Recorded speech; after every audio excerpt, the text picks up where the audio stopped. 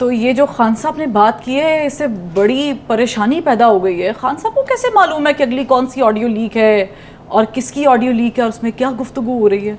तो मैंने अभी आपसे जिक्र किया ना कि उनको ये दिया जा रहा है ना, ये मवाद जो है, ये एमुनेशन जो है, ये खान साहब को दिया जा रहा है और एक एक करके ये रिलीज़ हो रही है और खान साहब अपने जलसे मज़े से जलसे कर रहे हैं हर एक नई नई ऑडियो लीक के ऊपर। तो ये तो सिलसिला अब चलेगा, ये ना समझे कि ये ख़त्म हो गया। खान साहब ने पूरा एक लंबा प्लान बनाया हुआ है और ये जो उनके साथी उनको ये दे रहे हैं, ये सारा इकट्ठा पलंदर ही दे दिए, एक एक दो दो करके देते हैं, ये चलाओ।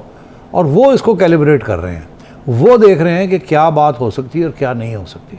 खान साहब को आप सब कुछ दे दिया तो खान साहब तो शायद पागल ही हो जाए, वो कोई इधर पे आ जाएगा उधर पे आ जाएगा। तो ये जो भी साहब दे रहे हैं उनको, या जो भी ग्रुप दे रहा है उनको, तो वो सोच समझ के दे रहा है कि आप ये दे दो, एक क्रम एक ये दे दो और खान साहब का काम चलता रहे। आप देखें ना, यहाँ ये सारी की सारी ये जो हैं, ये शहबाज शरीफ, नवाज़ शरीफ और मरीम, इनको टारगेट कर रही है।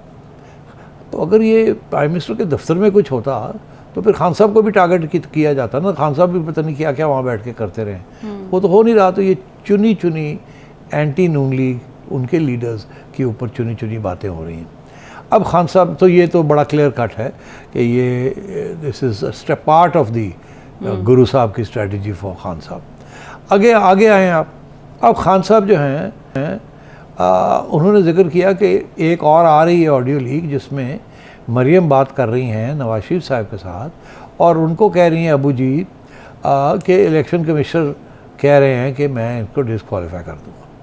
दरअसल ये खान साहब ने, जब वो ऑडियो लीक आएगी, अगर आती है तो उसके अंदर क्या निकलेगा मैं अभी आपको बता देता हूँ। और उसे पता चल जाएगा खान साहब किस किस्म का बड़ा प्यारा सा झूठ बोल रहे हैं। अगर ऐसी कोई ऑडियो लीक आती है तो उससे पता क्या बात होगी? क्या? जैसे तुम और मैं बातें करते हैं, फरवा डिस्कशंस। मेरी असेसमेंट ये है कि इलेक्शन कमीशन जो है वो इसको डिस्क्वालीफाई हो जाएगा। ये देखिए, ये तोशा खाना, ये सब चीज़ें, ये तो पब्लिक डोमेन में है, पब्लिक के अंदर ये बात हो रही है कि यहाँ से कोई बचता नहीं है।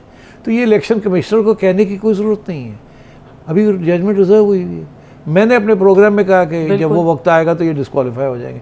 तो क्या मुझे इलेक्शन कमिश्नर ने फ़ोन करके कहा कि मैं करने लगा? नहीं, ये खान साहब ने इस खबर को, जो कि बहुत से लोग बात कर रहे हैं, असेसमेंट कर रहे हैं, एनालिसिस कर रहे हैं, खान साहब कह रहे हैं जी मरीम कह रही है कि इलेक्शन कमीशन ने कहा है कि मैं इसको डिस्क्वालीफाई कर दूंगा। दरअसल इलेक्शन कमीशन ने किसी को नहीं कहा, ना वो कह सकते हैं। ये 5 लोगों ने ये फैसला करना है। Exactly. तो इलेक्शन कमिश्नर किसी से बात नहीं करता। वो कभी भी किसी पे फ़ोन पे या कहीं या मरीम को फ़ोन करके या किसी को फ़ोन करके नहीं कहेगा। ये हो ही नहीं सकता। अलबत्ता ये है कि आप और मैं और लोग तज्जिए कर रहे हैं कि जी इलेक्शन कमिश्नर नहीं छोड़ेगा इसको। तो वो ये कह रही होगी कि अब जी इलेक्शन कमिश्नर जो है, इलेक्शन कमीशन जो है डेफिनेटली इसको डिस्क्वालीफाई करेंगे। ये उनकी असेसमेंट है। हो सकता है उस असेसमेंट के अंदर इनके जो साथी हैं उन्होंने ब्रीफिंग दी हो कि जी देखो जी ये तो हो ही नहीं सकता, फलाना ढिंगड़ा, साढ़े भी कॉन्टैक्ट्स हैं ने, वहाँ जो माहौल बना हुआ है वो तो ऐसे ही है, होएगा ये डिस्क्वाली। ये नहीं कि जी इलेक्शन कमिश्नर ने कहा है, ये खान साहब ने उसको ट्विस्ट कर दिया है। तो ये आप याद रखिएगा कि जब अगर ये आई तो उसमें किसी जगह पे ये मरीम नहीं कहेगी कि इलेक्शन कमिश्नर ने कहा है कि मैं इसको डिस्क्वालीफाई कर दूंगा। ये ज़रूर कहा जा सकता है कि इलेक्शन कमीशन इसको डिस्क्वालीफाई कर देगी। ये असेसमेंट है, ये इंफॉर्मेशन नहीं है। ये मैं कह सकता हूँ असेसमेंट के तौर पे, मरीम कह सकती है असेसमेंट के तौर पे, और नूर लीगर कह सकते हैं, पीटीआई वाले कह सकते हैं, कह रहे हैं। मगर ये नहीं है कि इलेक्शन कमीशन ने उनको कहा है कि जी हम इसको डिस्क्वालीफाई करने जा रहे हैं। लेकिन इस पर सियासत बहुत ज़्यादा की जा रही है सेठी साहब। इमरान खान साहब ने भी अपनी सियासत तो की है। क्या आपको लग रहा है कि किसी तौर पे जो मौजूदा गवर्नमेंट है या काबीना है या नून लीग है वो इन ऑडियो लीग से प्रेशराइज हो चुकी है, हो रही है या होगी? नहीं, देखिए अभी तक जो ऑडियो लीक्स आई हैं उससे कोई नुकसान तो नहीं हुआ। एक ऑडियो लीक में शहबाज शरीफ साहब डिस्कस कर रहे हैं एक मशीनरी इंपोर्ट का केस, और उससे ये वाज़े होता है कि वो कह रहे हैं और उनको तजवीज़ भी यही दी जा रही है कि ये हम काम नहीं हमें करना चाहिए, ना ही हम कर सकते हैं। इसके साथ बड़ा बुरी असर पब्लिक का रिएक्शन आएगा, मीडिया का रिएक्शन आएगा, और हमें नहीं करना चाहिए। कोई रूल्स को बेंड करके ये मशीनरी नहीं दिलवानी चाहिए। और शहबाज साहब कह रहे हैं तुम सही कह रहे हो, हमें ये नहीं करना चाहिए, मसला बन जाएगा।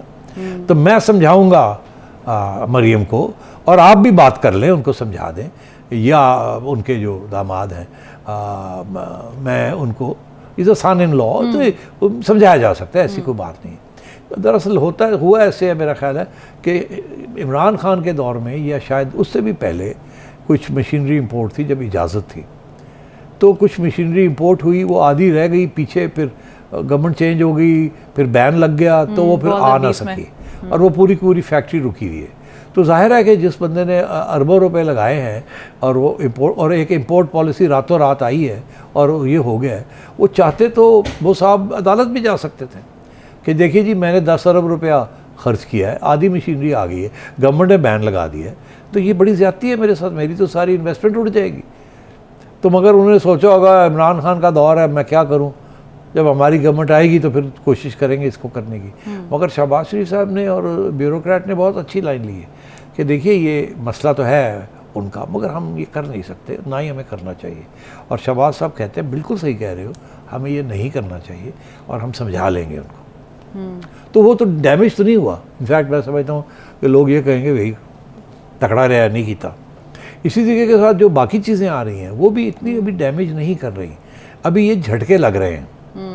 जो भी साहब ये लीक कर रहे हैं, खान साहब को दे रहे हैं, वो झटके दे रहे हैं, आहिस्ता आहिस्ता झटके दे रहे हैं।